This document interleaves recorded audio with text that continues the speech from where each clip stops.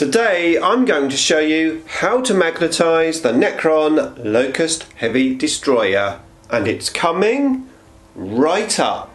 Necrons! Nick speaking, and welcome to this video. And if you're new to the channel and you want to learn about Necrons and more, then please subscribe and turn on all notifications so you don't miss an upload.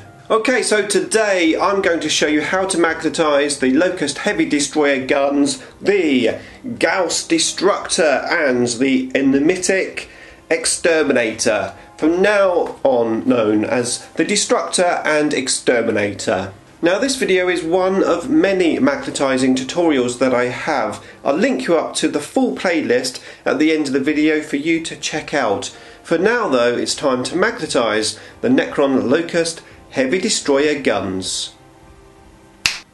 Okay, so here we go. We've got the Lokhust Destroyer. I've cut all of the bits off and I have removed all of the mould lines. As you can see, I've put the basing material on.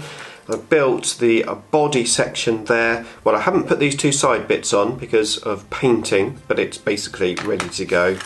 And then we've got this section, which the arms are not glued in. So I built the back section of the top of the destroyer, and we have the three arms separate, and obviously the guns, which I haven't glued together yet. And then we've got the rest of the little bits and pieces which we don't need at the moment. So looking at this miniature, we've got the three arms, of course. Two of them go into the body in a set position, and the third one is on a ball joint. It looks like it moves around. However, that ball joint arm has a very nice secure fitting into the gun. It goes in there really easily, and I'm thinking maybe we won't have to magnetise that section. I still may do, I'm not sure at the moment. I'll see how it goes. And I'm going to start off with magnetising the other two arms onto the gun. First of all, the back arm, which goes into literally the back of the gun. Now there's two little nodules on the gun itself where this goes in and obviously fixes. The idea is that you put it in before you glue it together. So the first thing that we need to do is remove those nodules so that this section goes. So the first thing we're going to do is cut off the little nodules in there so that this can slide in and out without being blocked by this nodule, which of course is in the way. So we are basically just going to get our knife and cut off the little nodule very carefully. Just make sure that you don't damage any of the plastic. Okay, so I've done that on both of the guns. This one I've just pushed together, it's not glued, and now this arm just fits in here quite nicely. Now arguably you could say that you wouldn't have to glue it, but it does sort of slot around, and I think if we have magnets it's just going to be more secure and a bit safer so you don't lose anything. So we are going to put a little magnet into this arm, and we are going to use these very small magnets. These are 1 by 1 millimeter magnets, but they are strength N52, so they are nice and strong magnets. You do need N52 magnets when you're using these tiny magnets. Anything less and they just won't be strong enough. So what we're going to do is get our 1mm drill bit. This is my Games Workshop pin vise, but you can use any pin vise you like. And then we're going to find the centre of this front section which goes into the gun. Find the centre section, however is the more comfortable for you. This is quite hard on camera, to be fair. Just make sure that you're in the middle, which is a bit awkward, but you'll get there. So just take your time, make sure the drill bit is in a central position, and then just drill out a little hole. Once you have your hole drilled out, then super glue one of these magnets into the hole. Okay, so once that's done, we can now go to the gun, and we can see that this goes into this slot, and we need to put a magnet just at the bottom there. There's a piece of plastic on this one, so we're going to have to cut a little bit of plastic out and basically glue a magnet in the same position this section here fits. And then on the other side of this gun, which is in the other room, and then on the other side of the gun we're just going to cut out the plastic a little bit just so that it fits flush with the magnet which we're going to put on this side. Now obviously we need to make sure that the magnet polarity is the correct way when you stick it on so that it obviously actually magnetizes. Okay, so we've got the magnet in the hole, and now when we take the inside of the gun we can see that obviously it just slots in, and all we need to do is put a magnet on the other side. Now how we're going to do that is I'm going to make a little notch in the groove exactly where the magnet needs to be, just chip it out a little bit on both sides so that when we glue it together we can then go in with our small drill and drill out the hole to put a magnet in. Okay, so I've made the little notch on all sides of the gun, and just to make sure that we've got the hole in the right position, I'm going to just put the back end of these guns together like so, and I'm going to get my drill bit and just put it down to the two little notches that I've made and basically drill into there just to make sure we've got a nice round hole for the magnet to go, and obviously the right size. So just gently just make sure that that is a nice round hole. Once that's done, then get some green stuff and mix up a little bit of it. So I've got my blue and yellow, I'm just going to mix that up till it goes green. You don't have to do this, but I think it would just make it a little bit easier. So what we're going to do is put a very tiny bit of green stuff just around where that magnet's going to go, just to help it stick into position. So I'm going to mix up this green stuff and then glue the second magnet into the gun. Okay, so that is done. So a little bit of green stuff, put the magnet into position, and then I pushed it together to make sure that obviously it closed together flush. I've done that on this one, not glued, just pushed together. And now with our magnetized arm, it goes in and it's magnetized and doesn't fall off. So first arm is magnetized. Okay, so for the second arm, it's a slightly thinner piece of plastic and it's got a little nodule on the end, but effectively it fits the same way. This will slot into the top just here. So our aim is to put a magnet into the gun like we did previously, but then to cut off that nodule and put a magnet into the plastic. Now this is quite thin, it's actually about 1mm, so the chances are you're not going to be able to drill a hole in there. I think we might have to just cut a little bit of the plastic away, allowing us to put the magnet in.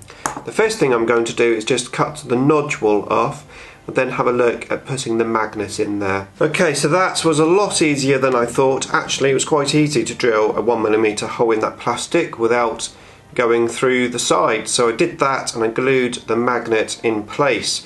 Now looking at the gun section, one side has a little hole and the other one doesn't. So I think when this goes in, it actually goes to one side of the gun because of the angle, which is great for us because it means we don't have to drill anything out.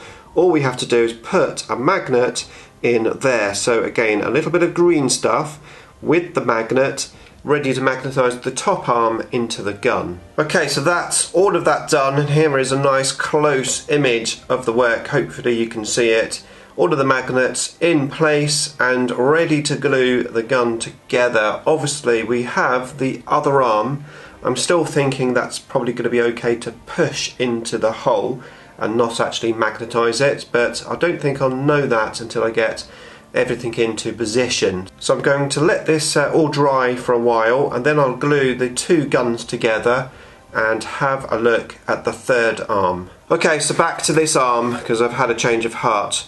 This arm on my one just here is actually quite a weak point, and I'm scared that every time you change a gun and you push this into the hole, it's putting pressure on there and I'm scared it's going to break. So I think magnetizing this piece is the way to go because then you won't be putting any pressure on the arm.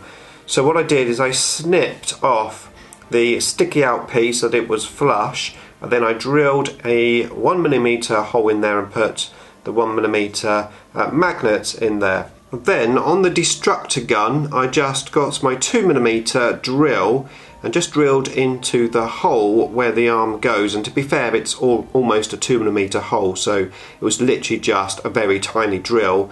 and then I glued in a 2x1mm magnet into the hole. Perfect. And then on this side it's slightly different because the hole is actually on the inside of the gun rather than here. It's actually quite a big gap. So what I had to do here is glue two 2x1mm magnets together into that hole, and then on here it wasn't quite big enough, so all I had to do was just cut a little bit of plastic away so that this magnet sticks out of the hole, allowing this arm to glue on, and it does that quite well. And that is all of the magnets done. So now I can glue the guns together, fit him together, and we should have a magnetised, interchangeable heavy destroyer. Okay, so now I've glued him together. So I glued the two main arms into the body, glued the body on, the head on, and then glued all of that onto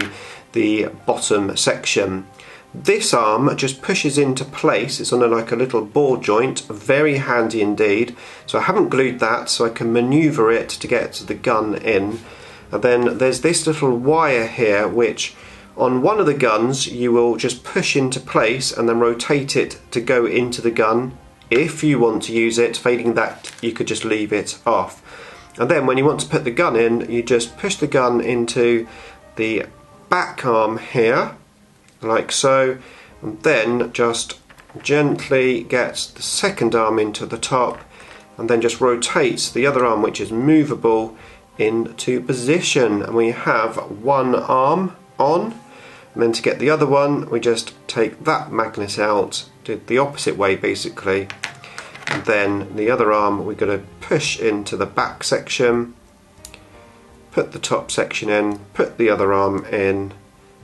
Then if we really want the little wire, we can push that into the back section where it goes and just rotate it until it sits at the back of the gun, which I had perfectly done just a minute ago.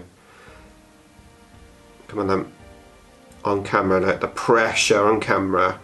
Well, for some reason mine doesn't match up now for some reason, but that's okay, because what we can do as an alternative is glue this wire to the back of the gun so that it's quite close to where the hole is, and then once it's glued in position we can just push it into the hole.